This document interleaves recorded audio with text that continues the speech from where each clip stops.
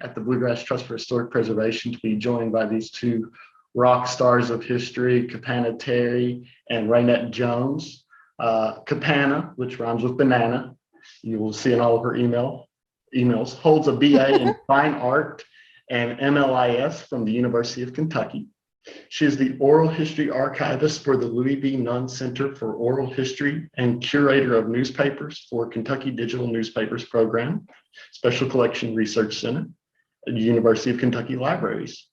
Presently, she is earning her master's in historic preservation from the University of Kentucky's College of Design, as well as serving on the Bluegrass Trust for Historic Preservation's Detour Committee.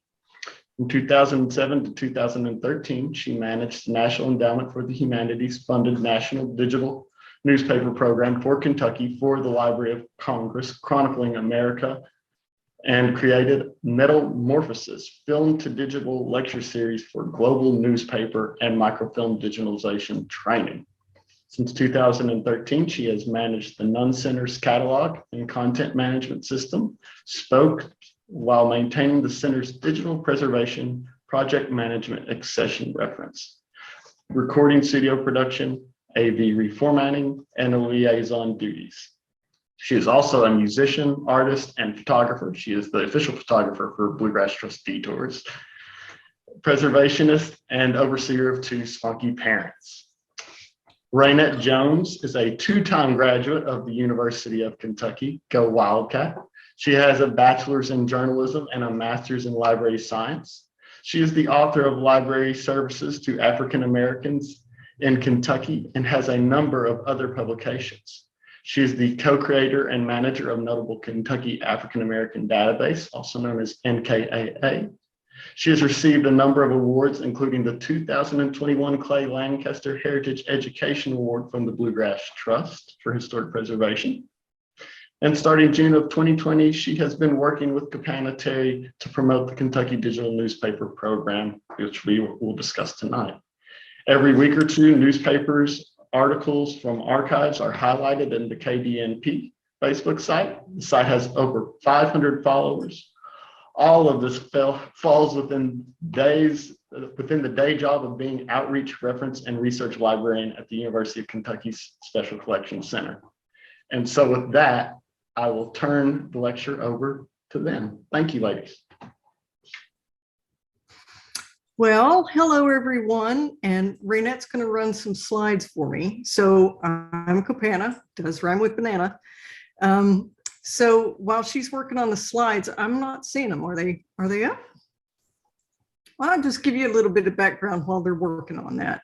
So the University of Kentucky Libraries actually has a really long history with newspapers.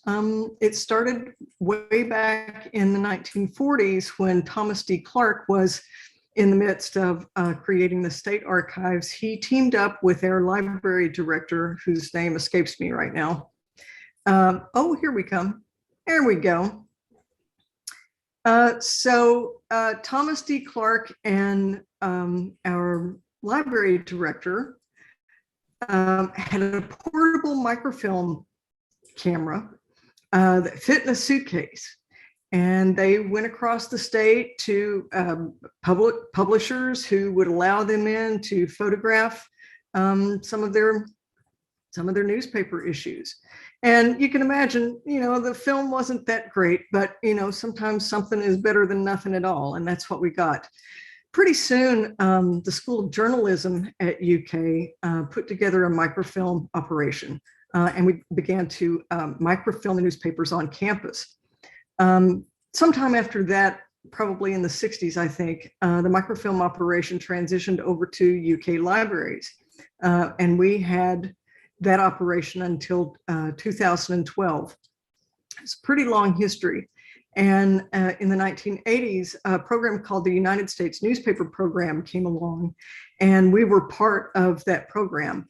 And essentially what USNP did was to reach out to every newspaper that they could find, to the newspaper publishers and whatever libraries had. The main goal was to catalog as many titles as they could and then to microfilm them. And so we have USNP to thank for really all of the newspaper information that we've got all across the country, not just here in Kentucky, because that was a nationwide program. And so, digitization started taking off, and we started with books and manuscripts and photographs and things like that. And that stuff was relatively easy, but newspapers posed a real problem when it came to digitization, because you could photograph a newspaper page, but you couldn't search it. And searching was really difficult because of the columns in a newspaper. So there's this thing called OCR, optical character recognition.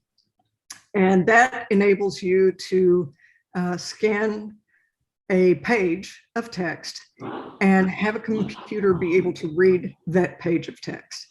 So we had to wait for the technology to catch up with us that enabled column OCR, so that it wouldn't read left to right all across the page, but would actually follow the columns. And by 2005, that technology had come along. It was still kind of in its infancy, but it was there. And because we had such a long and storied history with newspapers, we threw our name in the hat. The University of Kentucky Libraries threw our name in the hat to get in the National Digital Newspaper Program, which was a partnership between NEH and the Library of Congress. Together, they decided to build a national database of free and open newspaper collections. So the University of Kentucky was one of the first 6 to get in the program, and the program is still going on, and it works in 2-year cycles. So our first grant cycle was 2005, 2007. It was the University of Kentucky Libraries, University of California, University of Utah, University of Virginia, or Virginia State Library, I think it's Virginia State Library, New York Public Library, and the University of Florida. And we were, a lot of people kind of thought we were nutso, because we actually said that we proposed to do everything in-house, which was unheard of in 2005. But, gosh darn it, we were just sure that we could do it. So we licensed some software, and we got a server, and we employed a small army of students, and we set off, and we had some really great people on the team. Myself, Wendell Cox, Mary Molinaro, Becky Ryder, Eric Weig, and we had Catherine Linebarger, who at the time was a GA who had come to us out of mathematics. So we had this great team of people, and we were just sure that we could do it, and we did. And within a year, we had people around the country calling us asking, how are you doing what you're doing? Please teach us. How are you doing this in-house? And so we developed this program called Metamorphosis, and NEH funded it. We brought people to campus, to UK's campus, and we taught them how to do everything in-house, from understanding good microfilm to digitizing the microfilm, to OCR, working with vendors, working with the data outputs, because these are kind of complicated packages. It was a great experience. And so we did that for 2 years, and then we got another grant. We did it for another 2 years, and we were on our 4th grant. And this was a 20-year program, I should say that. So we were on our 4th grant, and found out that it wasn't going to be a 20-year program for the states. It was a 20-year program for NEH and the Library of Congress. So after 2013, that was it for us. But Metamorphosis is still used all around the world, not just in the United States, and not just by people who are coming into the program. So yeah, how about we switch slides? you guys are probably tired of looking at that. So we switched. We didn't stop newspaper digitization. Once we digitizing newspapers for the KDL as well, because for a newspaper to be in Chronicling America, it had to meet a certain specification set forth by the Library of Congress. And the largest of that is, well, it has to be cataloged as a newspaper. Well, we have several titles that we think are significant, and we consider them a newspaper of some sort, though it does not actually qualify by cataloging standards as a newspaper. And so those titles were things that we were putting into the KDL. Chronicling America way back then couldn't do foreign languages. They can now. I think they're up to 7 different languages, but in the early days they didn't. So Kentucky has a large German population along the river, and they had several newspaper publications, and so we were able to digitize those and make those available through the KDL. I won't go into how difficult it was to OCR those things above English. So then the KDL went its own way, and we had all this stuff in addition to the stuff that we had Chronicling America, and we transitioned the stuff out of the KDL and basically created the Kentucky Digital Newspaper Program. So this now holds all of the content that's in Chronicling America, which is close to 400,000 pages. And it also holds all of the material that we had in the KDL that wasn't eligible for NDNP. At the same time, all this stuff is going on. We had closed down in 2012. We had closed down the microfilm operation. And a lot of public libraries in Kentucky, of course, would come to us for their microfilm. And they're like, how are we going to get our county's newspapers now? What are we going to do? And so we were digitizing what we had from our master microfilm holdings to provide them with content. We were also slurping a clipping service. So newspapers are by law required to have public notices, and most of those public notices traditionally have always gone to a clipping service. So they have you've got all your public notices in one place. So there was a company that basically served as the digital version of that, and we began to slurp the more contemporary content from that. So these are print-ready PDFs. Most newspapers today don't do the cut and paste, the old-time cut and paste that journalists used to do. Now it's all done on a computer, print-ready. And when I say print-ready PDF, what I mean is the OCR is already embedded into the file, into the PDF. So you don't have to go through the process of OCR. So we started slurping this contemporary stuff, worked with the Kentucky Press Association to get as many newspapers as we could to allow us to provide free and open access to that in copyright content. That's the other thing that I should tell you about Chronicling America. They only deal with in copyright newspapers. So the first cycle that we did, we were limited to 1900 to 1910. And with each successive cycle that's come along, they've opened that up more and more. And so today, states that are still in the program can put newspapers in all the way back to 1690 up to 1963. So the public domain ends in 1924, but there are little loopholes for certain newspaper titles if they don't renew their copyright, or if they're orphan titles somehow, you can kind of slip them through. So they're allowing stuff up to 1963. Is that what I said, or 1969, 68, somewhere in there.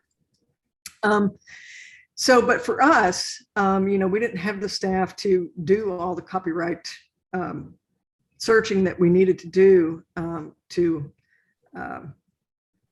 find all those orphan titles, or to even go speak with publishers one-on-one. So what we did was we did a big push with the KPA, and we got about 110 newspaper titles on board.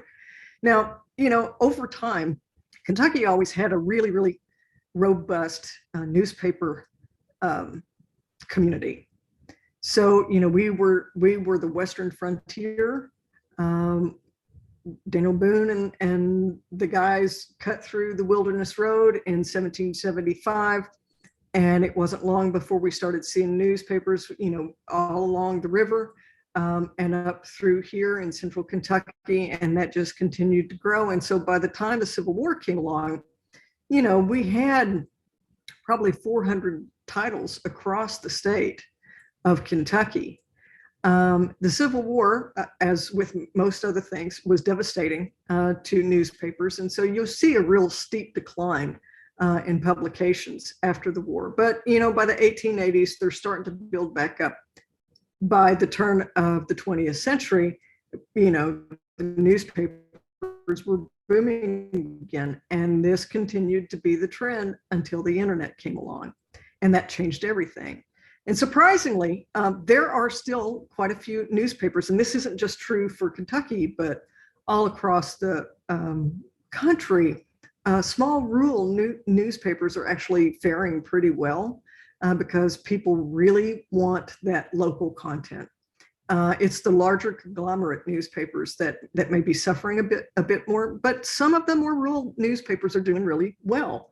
Not great. They may have pared down a great deal. My hometown newspaper, the Licking Valley Courier, when I was in high school years ago, it was like a 12-page newspaper, and today it's 6, and a lot of that is ads, but it's still alive. So let's go to the next slide.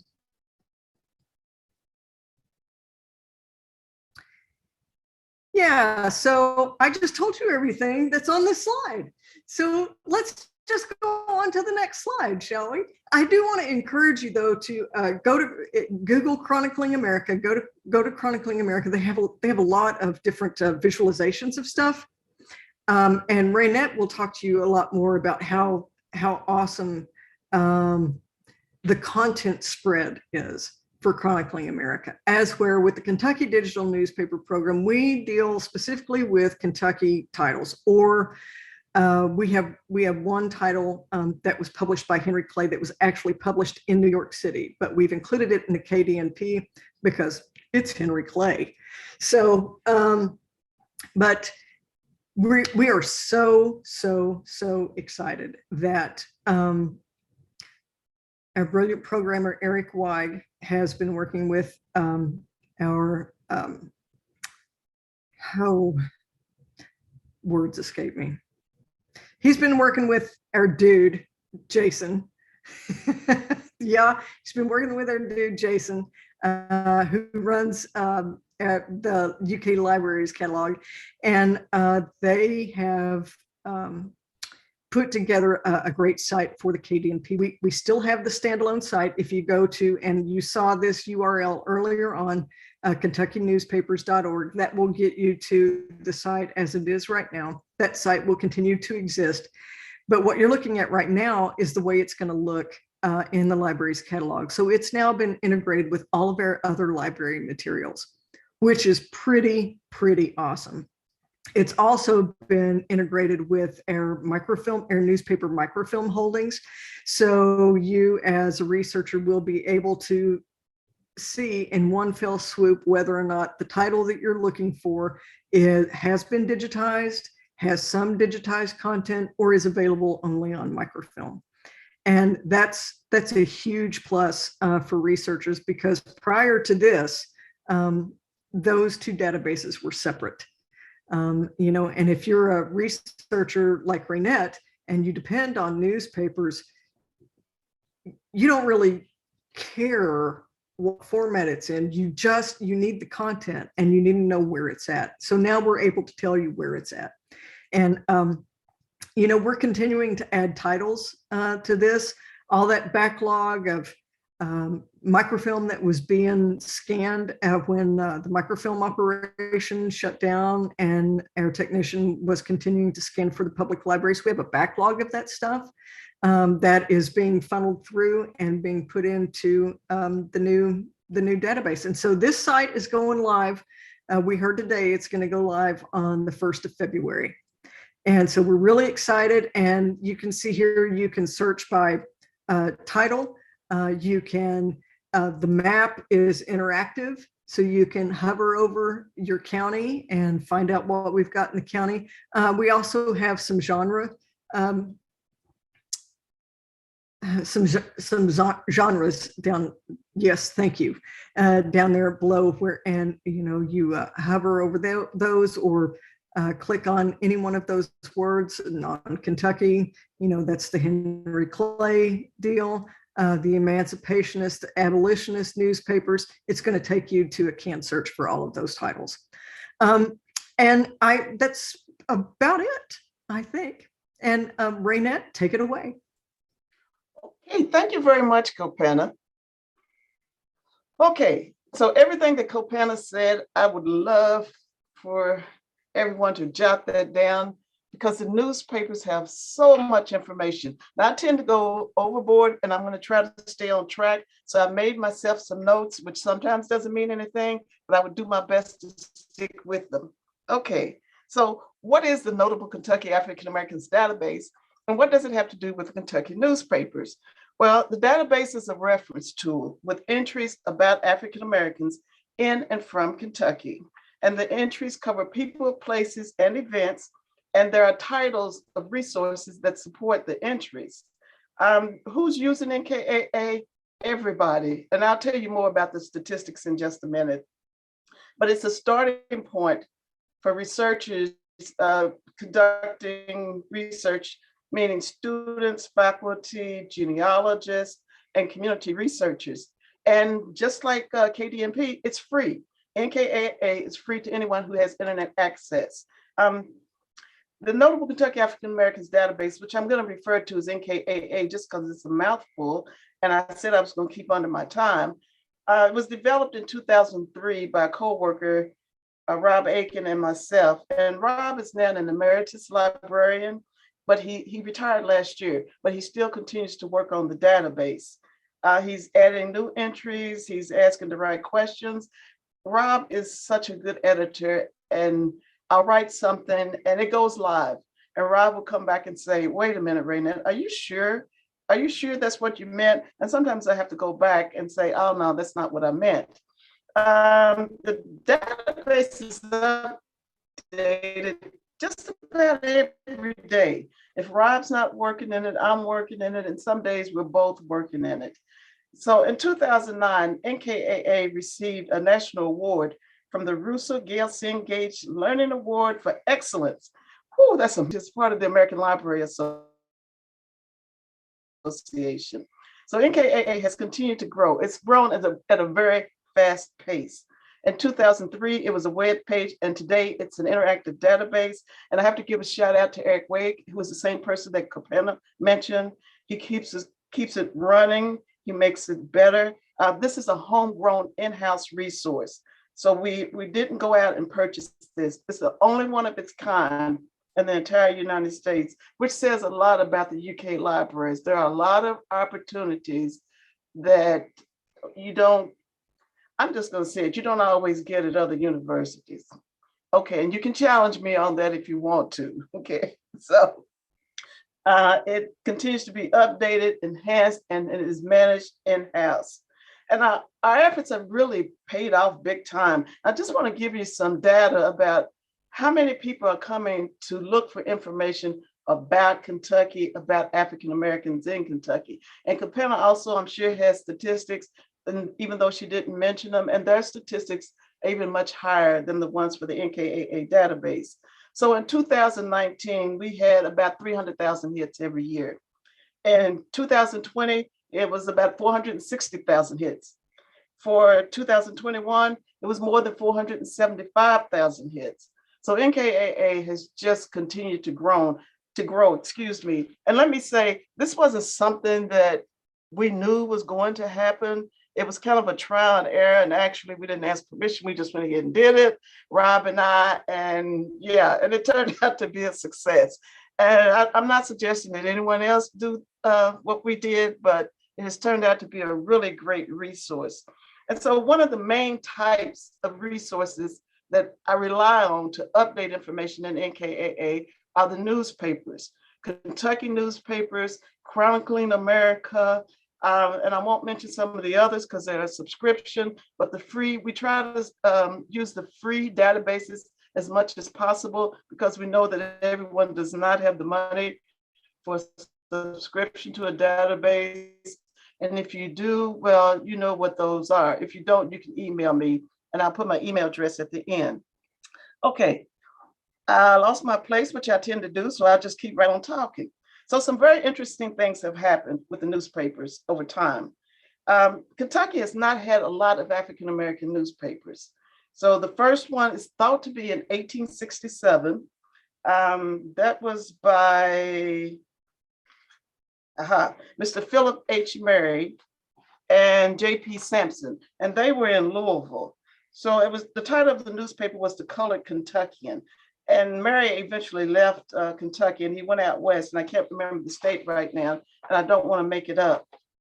But those copies of most African-American newspapers aren't available. And you might ask, well, how do you know they existed? And here's one of the beauties with the newspapers in Kentucky. When an African-American newspaper was started, many times you could find information in the mainstream newspapers and the white newspapers mentioning these African-American newspapers. So the newspapers were documenting the history of the newspapers. We are fantastic in Kentucky. Let me just say that. Okay, so there are still a handful of African-American newspapers in Kentucky. I'll just mention two, the Louisville Defender, which is in Louisville, and Key News Journal, which is here in Lexington. So I want to mention another newspaper, The Reporter, and I think we have a few issues in KDNP. Okay, thanks, Kopana. We do.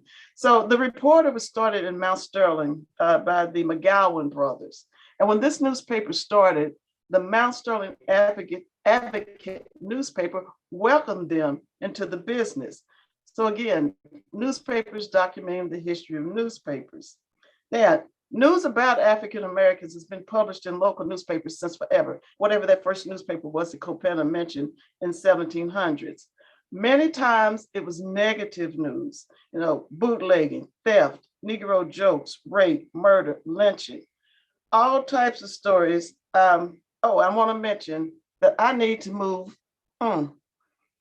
Okay, move the slide. Different things happened in Kentucky. So you've got the newspapers mentioning African Americans, and then there was the development of colored notes. Now, colored notes is the general term, okay? As you can see on my left-hand side of the screen, there were various names in various cities in the newspapers, and what this did was segregated the news. So you had the colored notes for African American news, and this was more positive news. So African Americans were asked to write into the newspapers and send, you know, my child's on honor roll. There's something happening at church.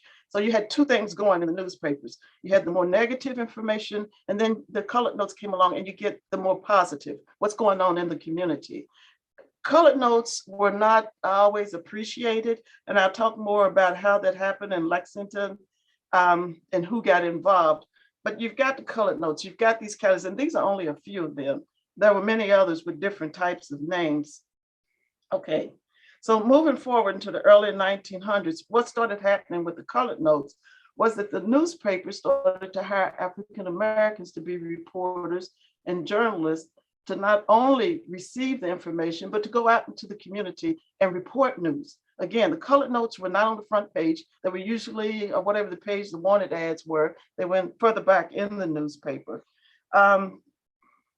Let's see, what was I going to say? And most of the time, colored notes was not the negative information. And I really have to stress that. And I understand that it was a segregation time and the news was being segregated in the newspapers. And I've even had patrons write in and say, was everything segregated? And I would say, just think of segregation as across the board. And when you don't find it, it was a wonderful thing. But newspapers, the news and the newspapers were segregated. Okay. So not only was newspapers hiring someone for the colored notes, but there had always been at many of the newspapers that person that the newspapers relied on as a journalist to go out and get the news when there was a big story. If you were really famous, like Wingfield the horse rider, your news didn't show up in the colored notes. You might even be on the front page. So the more known you were, the more likely that you weren't going to end up in the colored notes or in the negative, or have a story in a negative way.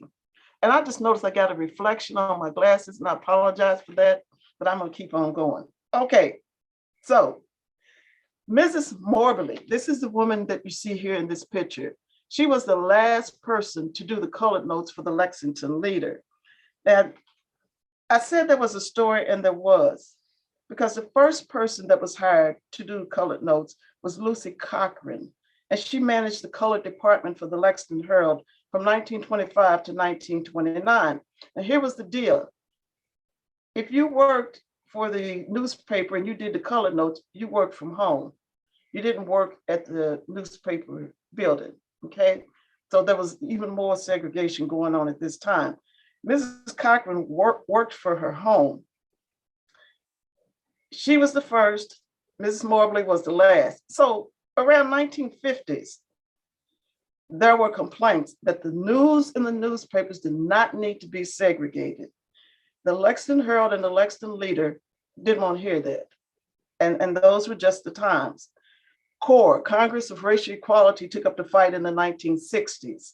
In 1964, the newspaper thought, we'll do a readership survey and we'll use that to determine if our citizens really want to get rid of colored notes. Well, according to the newspaper, the survey said no. So they continued to do the colored notes in the newspaper.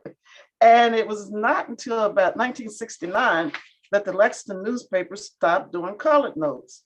That wasn't necessarily so for newspapers around Kentucky. They continued into the early 1970s. Just a bit of history here. There's a lot more history. These entries are in the database. If you have an interest, please go and look in the NKAA database. As I said, it's very interactive. You can search, and Eric Wegg, bless his heart, has even made it so that you can search for exact terms, which makes for a much more robust search. So just to start summing it up here, a newspaper could have a story about a lynching on the first page, along with community activities in the colored notes somewhere in the back of the paper. And there might be an obituary about a beloved African-American. And please take note, when you're reading these obituaries about African-Americans, especially if they were old, the newspaper will all swear that they were over 100 years old, which probably was not the case, but everybody was at least a century old if they were a beloved African-American. And uncle and aunt, those were probably terms that were thought to be complimentary, but uncle and aunt is not cute. I'm just gonna say that and move on. Okay. So the obituary, the obituaries and the lynchings and the colored notes, it's an emotional roller coaster. I understand that. It's also documenting people, places, and events that we call history. A history that continues to be researched at all levels and packed into modern day publications. Now I'm gonna say this. Academics, okay, so I'll bumble that. Go into newspapers, get the stories, use that information in their academic publications. Newspapers sometimes get a bad rap that they're not authoritative.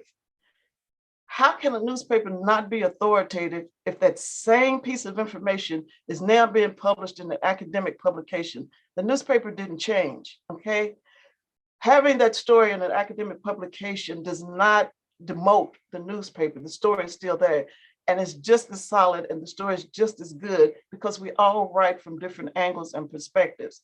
So while one person may take that story and publish it in some great journal, someone else can go back to that story. So the newspapers still have value and will always have value. The other thing that I want to say is because of the not always fair access to research African American history and to publish it, the newspapers were often called by others the first draft for African American history. Many times that newspaper is the only draft. That's the only place you're going to find that story. So newspapers have a great value. Capanna talked about when the KDNP started. Well, KDNP and NKAA were happening along the same lines. And every time they made an improvement, I was right there on top of it, said, "Ooh, look, now OCR doesn't read all the way across the page, it reads the column. Okay, so now I can get some of those stories." So every time the KNDP has been updated, NKAA also received the benefits of that updating. We have over 500 databases at the University of Kentucky, and they're sometimes overlapping, meaning that the information from one you can find in another, or it's used to update another. NKAA relies heavily on all the newspaper databases, especially the Kentucky newspapers and newspapers referring to African Americans in Kentucky. And I just went down another rabbit hole, and I'll get back on track. Okay, so, and I say it in my notes, newspapers can lead you down a rabbit hole, sure enough. So let me tell you about a little story. In 1914, and I need to move my, again. In 1914, a woman by the name of Blind Mary, a fortune teller, came to Hopkinsville, Kentucky. And she was consulted by the local politicians because they were having a wet, dry vote. And so they went to the fortune teller to ask, how is this vote going to turn out? And Blind Mary said, "Oh, it's going to be a wet vote." And sure enough, it was. And this is only one example of the role that fortune tellers played in the history of Kentucky. You will not find any mention about fortune tellers in Kentucky in any publication about fortune tellers. Kentucky as a whole doesn't get mentioned. Kentucky had fortune tellers. And as you can see on this screen, the newspapers, when you're talking about African Americans, all subjects are covered. That includes fortune tellers, just biographies, humor, fear and terror. It's in the newspapers, which is why I chose this title, and Capanna said, go with it. Yeah, so if it's not in the newspapers, don't believe it. I've included on this slide some of the clippings from various Kentucky newspapers about all kinds of things, because you'll find science. You will even find government reports in the newspapers. In 1920, there were more births in Kentucky than there had been in quite some time. And the reason for it was supposedly that the men were coming back from World War I and they were getting busy. Getting busy. And I can't remember the word they used in the newspaper, but I don't know if that's in a government report necessarily, a government publication, but it was in the newspaper. So you find all kinds of things in the newspapers. You find all kinds of things pertaining to Kentucky, including the bridge between Louisa and Fort Guy, West Virginia. You know, that's one of the stories that was just on the KDNP Facebook that Kopana mentioned, and also that Jackson mentioned. We're retelling those stories. We're retelling that history. The mandate to make that bridge happen is in the newspapers. So Kentucky's newspapers hold a tremendous amount of history. And one other thing I want to say about African Americans and biographies, there are more African American biographies in newspapers that has ever been published in academic publications. Say it again, more biographies about African Americans will be found in newspapers than has ever been published at any university, especially about Kentucky, especially African Americans in Kentucky. I don't know how I'm doing on time, but I'm trying real hard not to go too far over. Okay, so I'm gonna go back to Blind Mary for just half a second here. Blind Mary was a relative to Ted Poston, and you may have seen this on some of the news feeds as well as on Facebook and some other social media. Ted Poston was a journalist with the New York Post, and he will be inducted into the Kentucky Writers Hall of Fame this year. He was quite the journalist, and he even got some teeth knocked out when he went to cover a story. And I don't know if that was in Florida or another state, and I'm not picking on Florida, I am not. But he had a heck of a time. He has won, he's passed now, but he won a lot of awards for his work in journalism. The last person that I want to mention is Private First Class Ruth E. Lyles. And just as a additional bit of information here, I have been collecting the names of the African-American women who enlisted during World War II. World War II was the first time that women could legally enlist and receive full benefits eventually as service members, okay? There were some women who enlisted in World War I, and there was actually one African-American unit. But I'm looking at individuals who were born in Kentucky or lived in Kentucky.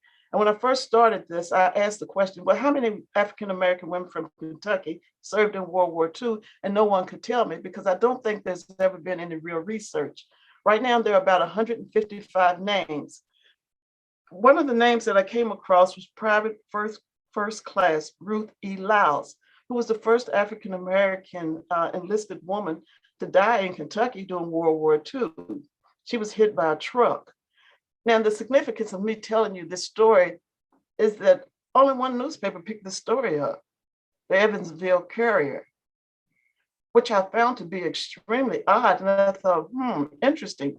So you don't find any military references to this incident. And I don't know if there was ever any paperwork. And if it was, I don't know if it still exists. But this woman was from Havre de Grace in Maryland.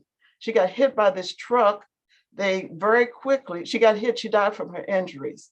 They very quickly shipped her body home and she was buried with full military honors. Says she died in the line of service, non-combat service, and she also received a military headstone. But I had to go elsewhere to find that little bit of information, which made me question what happened to this woman. Was it an accident? The gentleman driving the truck said he lost control of the truck. The woman who was with her went on to finish out her time in the service. But that's a prime example. I want to know more about what happened to this woman, but that's a prime example of what newspapers can do for you. It can pique your interest. It can take you down a rabbit hole. It can also help you find additional information to tell that story. I love the newspapers. I cannot say that enough. And I don't share my love freely, but I love the newspapers. Okay, that's about all that I have to say for right now. If you've ever been to any of my presentations, you know I go on and on and on. We actually have a full day presentation that we do, but that's all that I'm going to say for this particular presentation.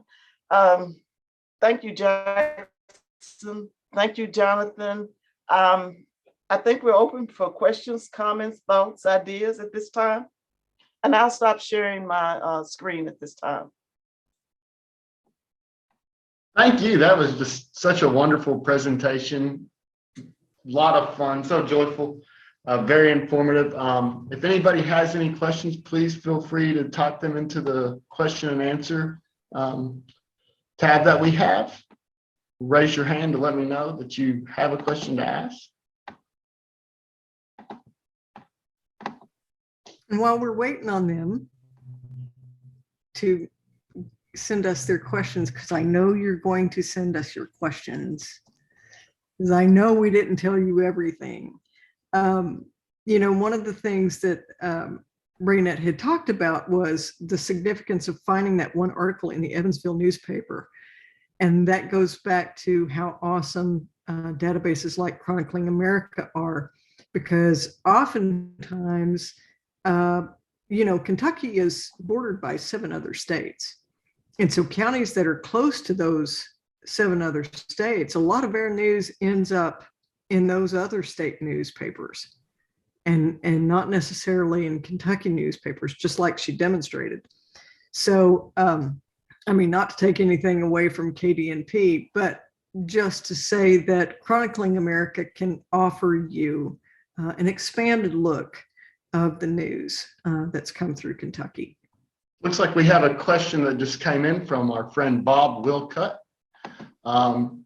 Do you have to go to the UK library to access this material? And if so, which one? No, you don't. You can do it right there at your house from the comfort of your home. And yeah, so Reinette? Yes. I'm about to post the link right now in chat. Okay. NKAA, and I'll Yeah, come back and pick up. Go ahead. right. No, go ahead. I was just gonna say, oh, I'm sorry. Send him the link for NKAA, and I'll send him the link for the Kentucky newspapers and Chronicling America. Excellent. I have a question for you when you're done typing. Okay. So, newspapers are wonderful for all the reasons that you mentioned, but in terms of benefits of newspapers versus TV news today, could you expand on that? Ooh. So, do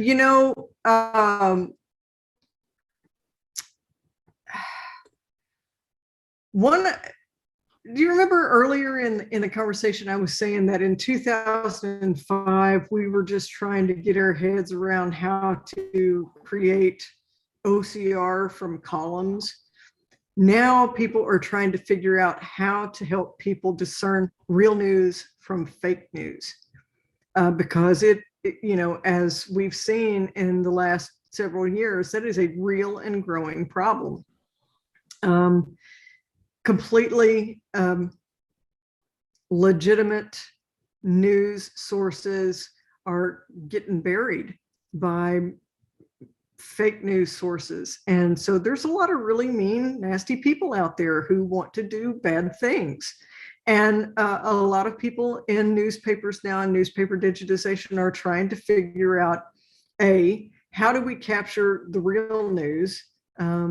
Because newspapers now, like the Herald Leader or the Courier Journal, they have online news now that doesn't make it to print. Here's a great example. There's a guy at the Los Angeles Times who decides one day, it's been a couple of years ago, he decides one day, he's gonna write some code, and he's going to slurp the Los Angeles Times website every 10 minutes to try and capture all the news that's going online or that's changing. He's going to try and capture it every 10 minutes. Surely every 10 minutes, if you slurp that website, you're going to capture it all. And what he found out was that no, you won't capture it all. So it is a real and growing problem. So you've got this problem of newspapers that now have digital content that's different from what's in the print version. And how are you going to capture that? And then how are you going to help researchers and students especially, how are you going to help them to understand what is a real viable news source and what's fake news? A lot of people won't take the time and effort to, if, Uncle Bob posts something on Facebook, well, then it must be true. And a lot of people aren't going to, drill down into that and find the source links for that news to find out whether it's true or not. So it's a real problem, and people are grappling with it every day and trying to figure it out, which is a really long-winded way of saying, I don't know, because a lot of people don't know. It's really complicated. It's really complicated, and you should be concerned about it. If I can add to also to what Capanna is saying, when we first started this database, we were asked, why are you doing so much text? Or why are you writing it at the grade level that you are? Why don't you write it around a 4th or 5th grade level? And people are not reading as much. They prefer to have the audio. And there are ways that you can use the browser to read a web page. So we decided not to dumb down NKAA.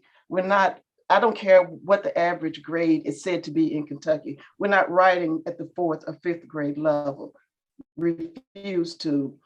And our numbers have gone up. When I mentioned the numbers before, when we first started NKAA, we had maybe 100 users a month, and we thought we were cooking with gas. I mean, we really thought we were the thing, which is what I wouldn't have said if we were on film here. But our numbers have continued to go up, which tells me that people are reading. We've got close to 500,000 people a year, or 500,000 hits a year on this database. So I don't think everybody is going for the fake news. I don't think everybody is not reading. I think it's the new thing to talk about, but I truly believe that there are still people reading, there's still people doing research, there's still people going for the sources. I believe that. I don't have numbers to justify it or verify it, but I believe it based on what I'm seeing. It's very interesting. Yeah.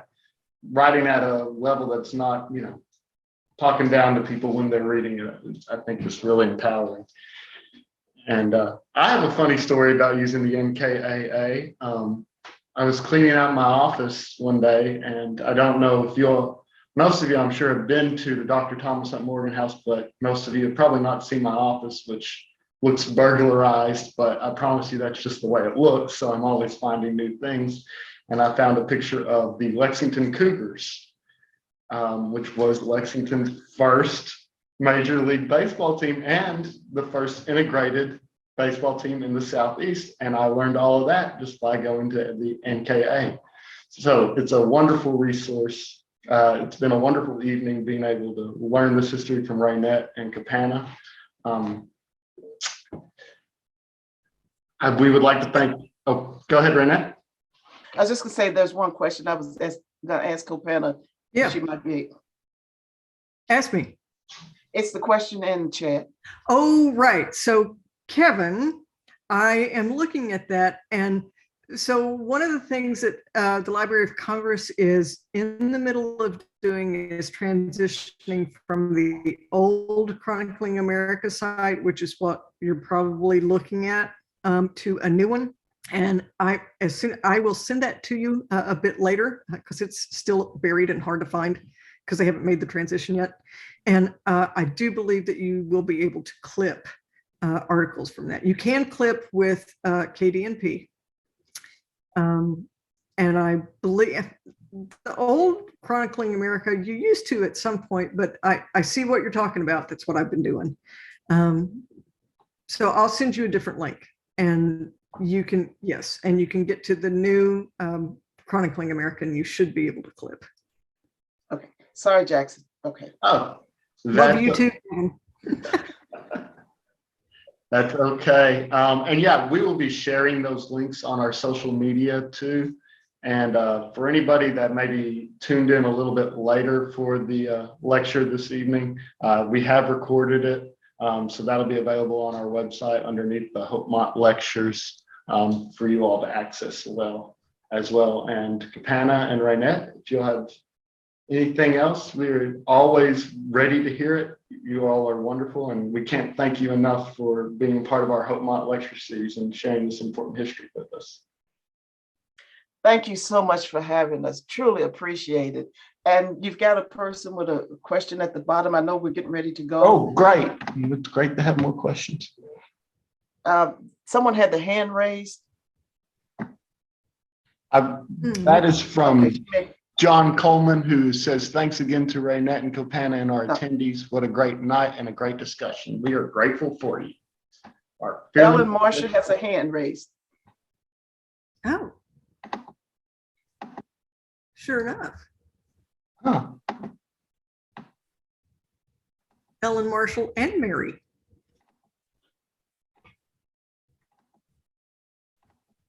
Oh, great. Well, let's see what their question is. I think you can allow them to speak. Oh, there we go. I'm clicking chat for them and nothing's. I think they want to speak, and if you could open their mic. Yes, let me do that. I'm going to reclaim host and I will do that. Sorry, everyone. I'm not the best at Zoom, and Raynette and Capanna can assure you on that after yesterday's. All right. Hello? Yes. Hey, Hello. Ellen. Okay. Thank you. All right. That was a wonderful presentation. I learned so much. I just had no idea. And insofar as the African newspapers and all the information there, I'm sure you probably know Yvonne Giles, don't you? Hello? Yes, she is my mentor. I know her well. Oh, okay, okay, yeah, because she's a wonderful historian, and my mind went to her. So thank you so much. I just really appreciate it. You're very welcome.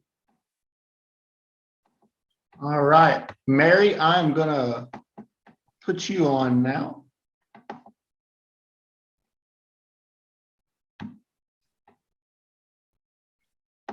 Mary, if you would unmute yourself.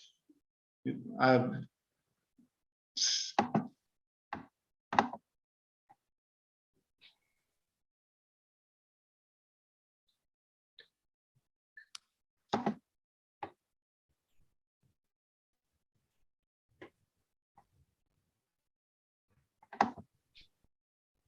we go.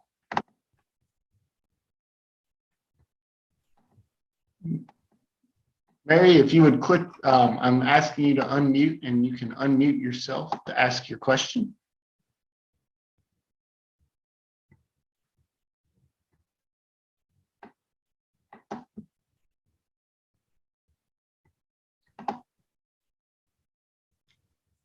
All right. Maybe she could type it in chat if Yeah, that's not working. Mary, if you can't unmute it, if you wouldn't mind tapping in the chat, you just go to the bottom of the screen and you'll see a little thought bubble that has the word chat written underneath it, and you can ask your question through that.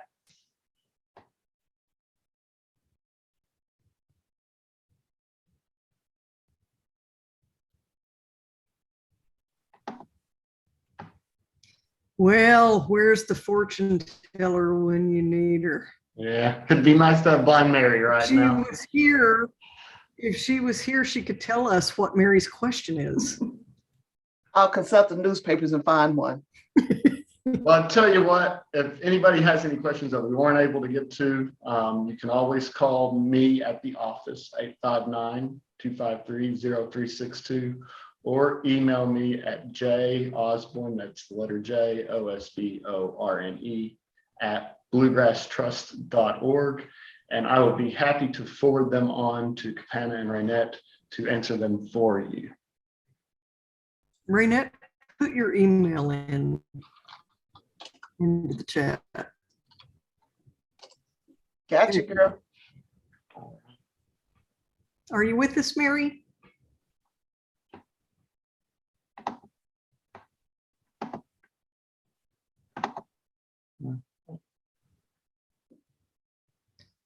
Okay.